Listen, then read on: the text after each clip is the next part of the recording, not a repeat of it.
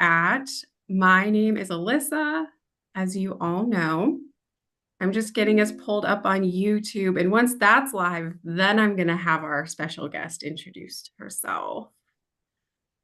But I just want to. All right.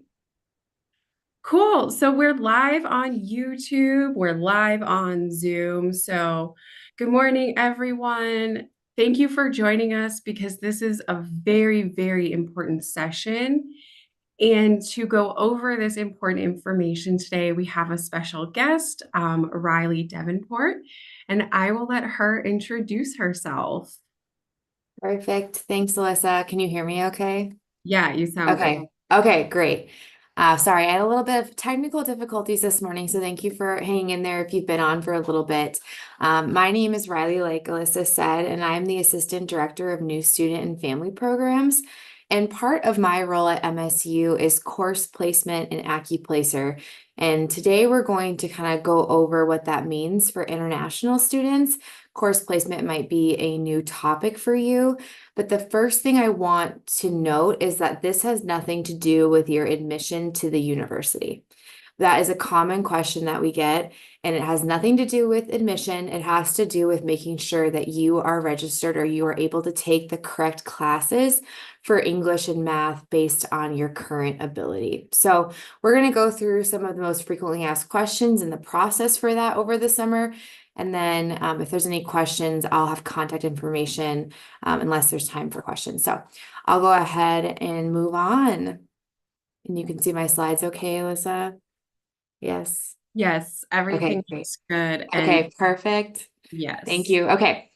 So what is course placement? So course placement refers to the process that determines which math and English courses are best to begin with in order to ensure your academic success.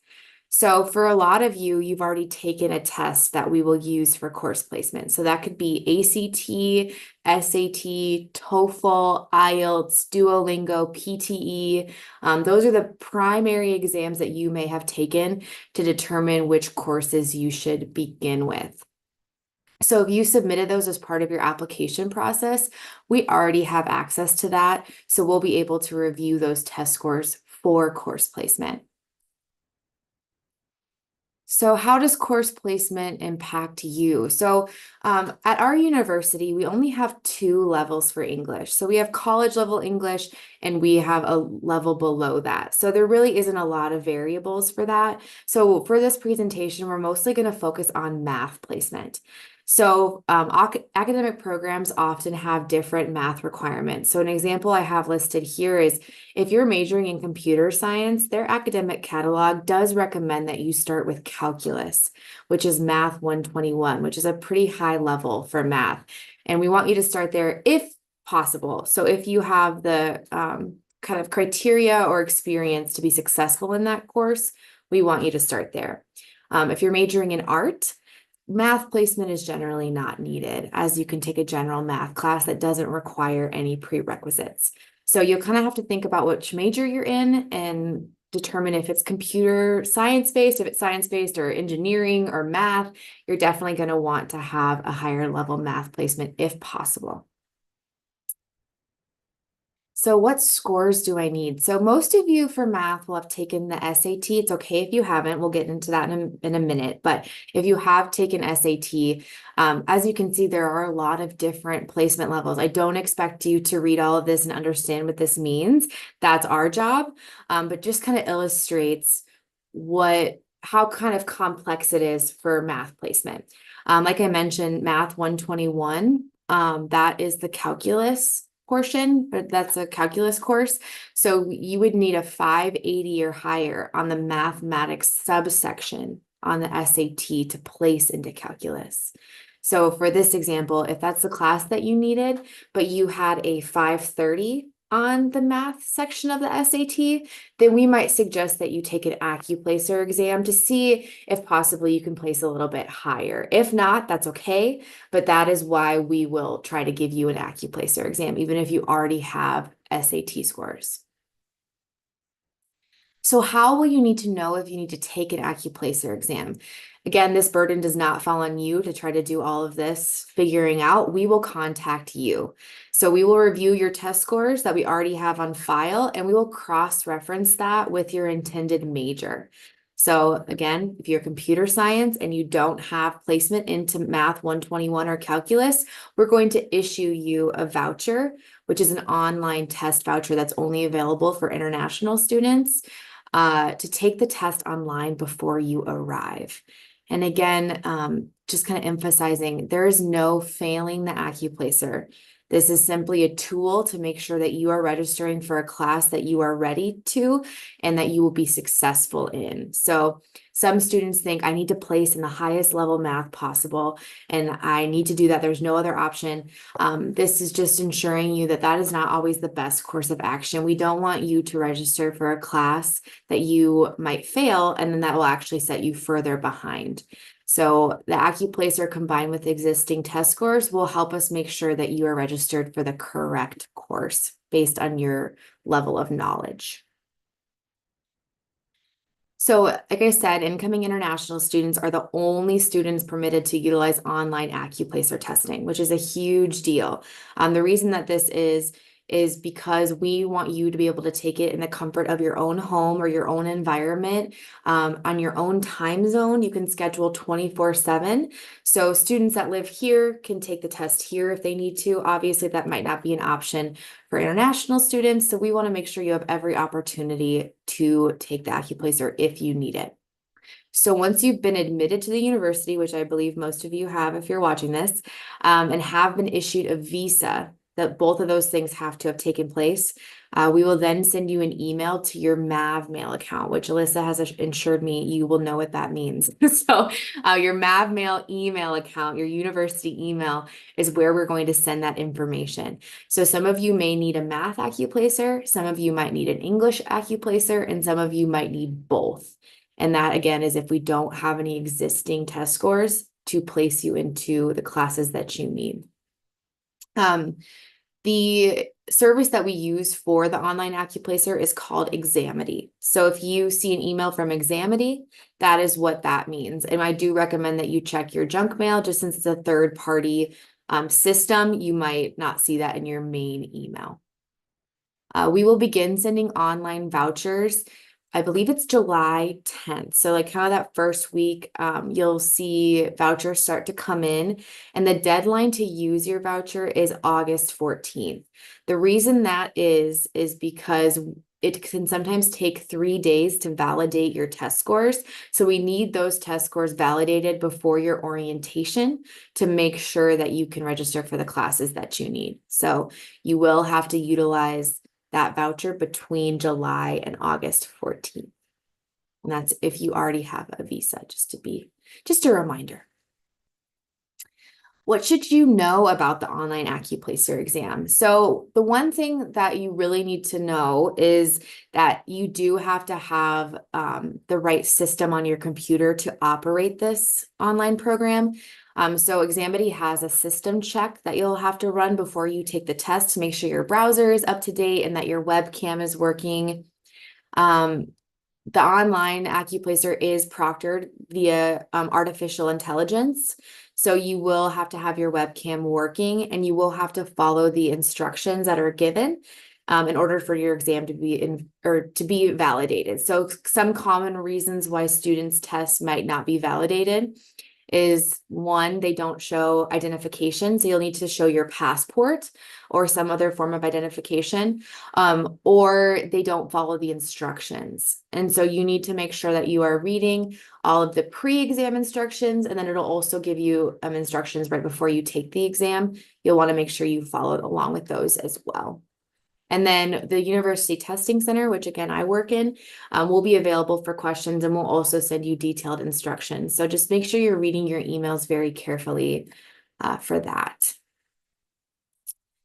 Again, we're the University Testing Center. We're located in Presca Residence Community 103. Our phone number is listed here, and probably most importantly, our email address is listed as well as our website. On our website, University Testing Center, there is a page called International Student Course Placement. I highly recommend that you go look at that. That is where it will have all the tables for course placement. So again, with the SAT as an example of what you need on whatever given test to place into the courses that you need. So highly recommend that you look at that. And I'm sure maybe Alyssa can put that in the chat later or soon or something. So anyway, that is Yeah, what I have for you. that was awesome and such a good refresher for me too, Riley. Great. Yeah, I will put that website in the Telegram group for everyone to Great. access. So for all of you watching, go to Telegram a few minutes after the webinar and I will get that in there. We have a good question actually in the chat, and I thought it was perfect. So someone asked if they take the placement test and fail, does that mean that they have to change their major? And does he Great have to take the question. test? Yeah. Great question. Okay, first, again, no failing the AccuPlacer. That's not a thing, so don't worry about that. And you do not have to change your major. So it'll just determine, again, we'll use the example of math. It'll determine which course you start with. So if it's not calculus and you have to start a couple classes below that, that's totally fine. You'll work with an advisor at orientation who will help you plan your course of study and make sure that you get on track with the classes that you need. So you do not need to change your major, and there's no failing the AccuPlacer. We just want to ensure that you're successful. Yes. So I always tell students, this test, yeah, it is kind of a big deal because it's determining where you start, maybe your math journey, but it doesn't, like, if you test into a lower form of math than you thought, it does not mean much. It means you could have to take an extra semester, maybe two, but ultimately we're doing this so that you're successful in your program. And so I think Riley said it multiple times. You're going to hear me say it and others at orientation. We have these rules and policy because we want you to succeed. And research has shown that these are the things we need to do to help you succeed in your program. So, one other question I get, Riley, it's not in the chat, but I often hear students say, like, how long do I have to like plan for this exam? Oh Do yeah, I great take it for question. 10 minutes, an hour? Yeah, that's a great question. It's actually on the website as well. We have study materials listed there for both math and English, so you can always use the study materials, but oftentimes we want you to kind of use the knowledge that you already have to take the test. We want it to be as accurate as possible to your current abilities. So you can study, but not everyone does. And we do recommend that kind of the most important thing is that you get it done before registering for classes. You won't be able to register for math and English courses that you need until you get it done. So I think that was the second part of that previous question too, is do I have to take the test? I would say yes. Yes, you want to get that done or else it's going to make advising and registration very difficult. So if you have time to study, do it. If you don't, that's okay. We want it to be as accurate as possible. And then the other question that I always get at orientation is I took the placement exam, but I didn't do as well as I had hoped. Can I Mhm. retake it?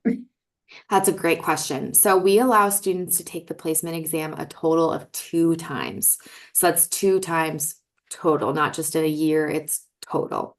So you can take it 1 time online, and then if you're not happy with your placement or you think that you could do better, we allow you to take it a second time, and most students will do that the week before classes start. So we do not offer placement testing the week that classes start because there's too much going on, and we need you to have that ready before classes start.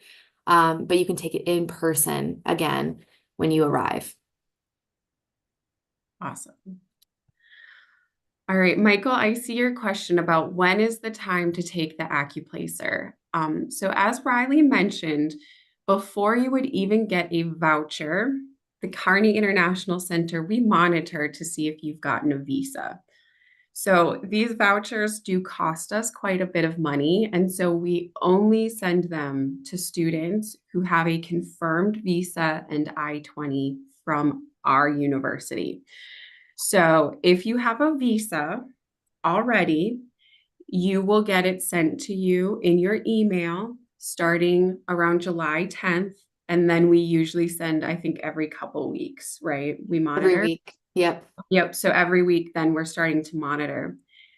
I personally recommend that when you get your voucher, you take it right away because the longer you wait, the more you're kind of forgetting, right? And this test, as Riley has said, is looking at what your knowledge is. So you can't, the next question I see, what kind of questions should I expect? That's on the website, but this is really going to be something where, yes, you can study for it. It might improve your score slightly, but really this is kind of to judge what your knowledge already is, and a solid foundation. So I say take it as soon as possible. I have a feeling Great. Riley's going to say that too. Yeah. Yes, especially because it is really easy to forget. It gets lost in your email. And sometimes we try to send reminder emails, but it is very difficult. We send out a lot of testing vouchers. So definitely get it done as soon as you're able to. All right. We do have a couple more questions. We have a couple minutes, so we'll get to the ones here. This is a great question, Faith. Thank you for putting this in here.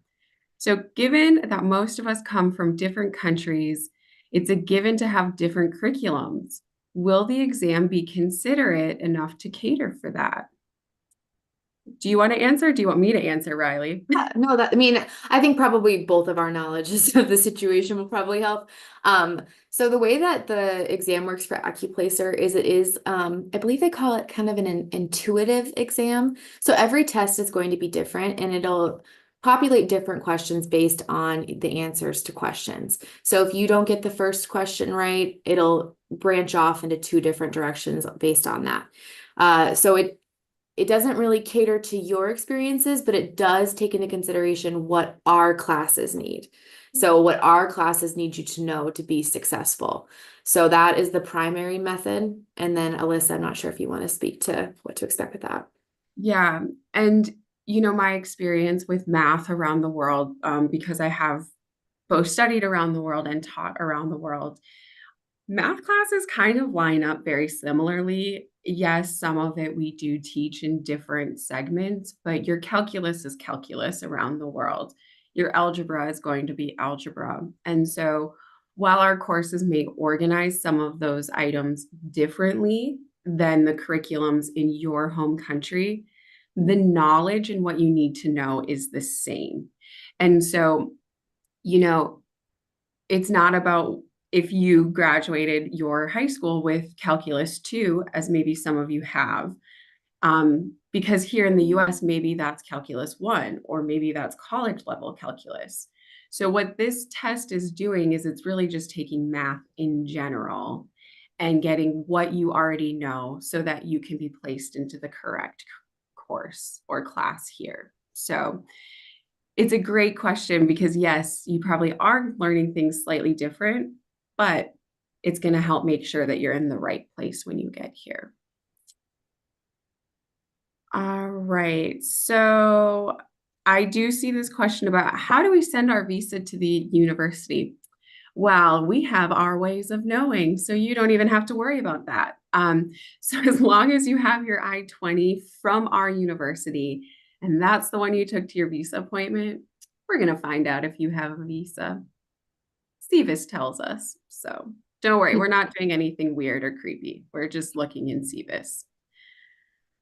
Um,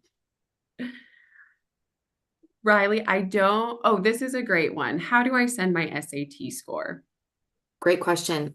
So if you have not sent to the university yet, we recommend sending it to, I think it's probably the email that you sent most things to if you've emailed us before for admission materials. I'm going to put it in the chat. It's intladmt@mnsu.edu.